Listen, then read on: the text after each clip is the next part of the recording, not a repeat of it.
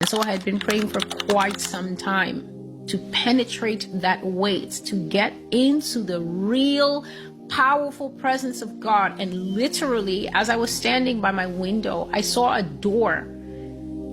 This door was in the sky. So I'm looking out of the window and my eyes are just on the sky. And the door is in the sky, but it's not actually on the real sky. The door was not imprinted upon the real sky. The door just appeared in my point of view as I was looking at the sky. And it was an open door with a raging inferno in it. America, please listen to me. I saw in the midst this very window, this window that I'm sitting in now. If you can just imagine that this was a window and you're staring out at that window into the blue sky and just praying and looking and gazing at the sky, and a door appears in an open vision far off. It was just a speck. It was a very small speck in the distance. And I'm looking at this thing and all I'm seeing is red at the bottom, red at the top, red and black. And so I'm thinking, what is that? And it's coming closer and closer and closer and closer to me. And as it's drawing near, I realize that I'm staring into a doorway framed with fire.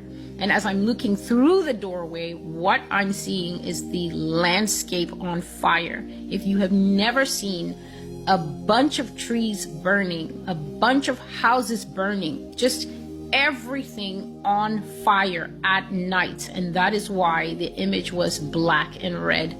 How many times have I spoken of, I was in a dream, America was on fire. The only colors in this dream were black and red. It was always nighttime. God showed me 6 scenes in a dream. Every single time was at night, and America was on fire. This doorway came towards me out of the distance, and when it drew close enough for me to see, I was aghast to see that I was basically staring through a door, and behind it was a scene: trees on fire, grass on fire, crops on fire, buildings on fire, America on fire, whether by the devastation of weapons or, as God has said this morning, today is September the 25th, 2023, that sulfur will fall from the sky, the original sulfur from heaven, aka brimstone, and burn up America. That is what I saw. God has been saying this since September the 3rd, actually. It is scattered through. September the 3rd was a Sunday. I was at church, and the Lord was just telling me that I will light their cities on fire. I will light the cities of the United States on fire. This is what he was saying. I will burn it all up. I will demolish it. I will burn it to the ground.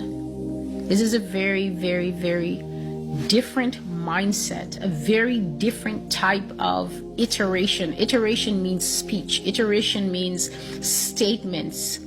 It's no one but a few asking themselves, why does God keep saying these things about a people who insist that God would never say these things about them? Why is there such a dichotomy between what the average American, whether they're saved or not, why is there such a huge, massive gap, an impassable chasm between what people believe God should or would say about them and what God actually does say about them? What kind of deception has worked itself like so much leaven into the dough of the people of this country, that when true prophetic words are coming, they are rebuffed, they are hated, they are sneered at, they are rejected, they are outright canceled and cast away, and the vessel cast away with them? How can it be that a people can be so deceived about the ending that is prophesied in the Bible for them?